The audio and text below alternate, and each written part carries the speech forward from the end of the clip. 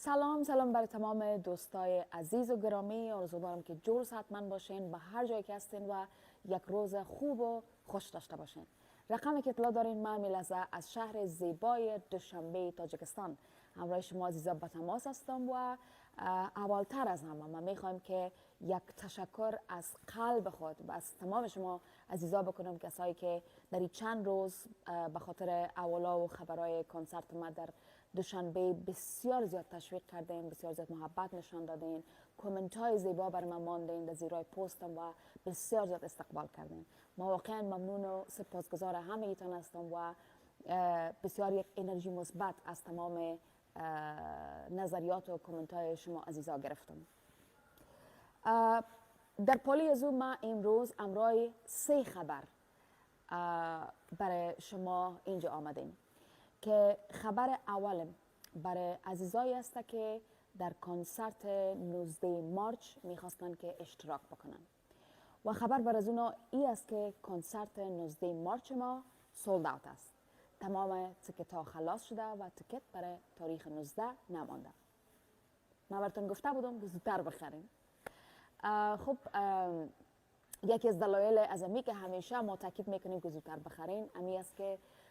ماشاءالله مثل همیشه بسیار همگی هموطنا، البته دوستای تاجیک ما در تاجیکستان قدر محبت و استقبال نشان دادن که زود خریده شد و کنسرت 19 سولد اوت است و من راستی بسیار هیجان دارم و بسیار خوشحال هستم از اینکه بخیر به تاریخ 19 مارچ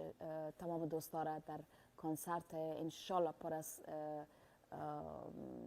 انرژی و یک کنسرت باشکوه و نوروزی انشالله همگی دوستا را بخیر میبینم و تشکر از همگیشان کسایی که زودتر تیکت‌های خود خریداری کردن. خبر دوم یک خبر بسیار خوش است شاید برای کسایی که علاقه داشتن که در کنسرت 19 باشن ولی تیکت خود زودتر نخریده بودن. و خبر خوش ما ای است که ما تصمیم گرفتیم تا یک کنسرت را به شب دوم یا بار دوم به تاریخ 20 اجرا بکنیم. بله، به خاطر از اینکه اطلاع گرفتیم که زیاد عزیزایی که تا آخرین دقیقه مانده بودن و تیکت نخریده بودن و نظام علاقمندی داشتن که در کنسرت بیاین و تیکت نمانده بود، ما صحبت های امرای خیبر جان کوچی از کیلم انترتینمنت و حسیب جان از شیرزاد انترتینمنت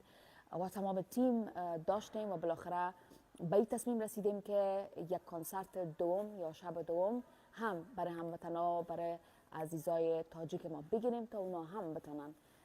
از کنسرت و از اجرای ما لذت ببرن و تصمیم این شد که این کنسرت شب دوم به تاریخ 20 مارچ باشه. 20 مارچ کنسرت شب دوم و شما عزیزا کسایی که علاقمندی دارین که به کنسرت بیاین میتونین که تیکت های خود از امو موقعیت هایی که در گذشته برای شما اطلاع داده بودم از امو جای خریداری بکنین و ما یک پوستر نو امرای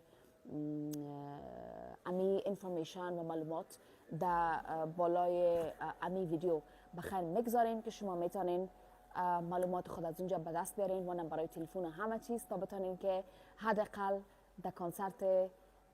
شب دوم ما در 20 مارچ خود برسانیم بخیر. So I hope که خبر خوب براتون بوده باشه و آرزو دارم که شما عزیزا رو بخیر به تاریخ 20 ببینم. میرم سر خبر سوم خود. خبر سوم ما ای است که طبق معلوماتی که ما در تاجیکستان گرفتیم که برای کلگی بسیار زیاد یک کمک سپرایزینگ هم بود او تغییرات هوا در تاجیکستان است. البته دوستای تاجیکی ما بر ما گفتن که بسیار بی سابقه است که 20 سال بعد در شهر دوشنبه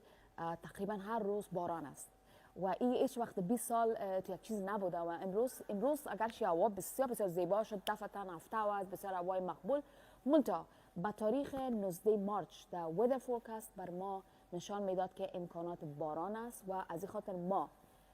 لوکیشن یا موقعیت کنسرت خود از امفی تئاتر تغییر دادیم به یک تئاتر دیگه یا یک کنسرت هال دیگه به نام قصر سروش کاخ سروش، ببخشید کاخ سروش موقعیت کنسرت نو ما هست که ما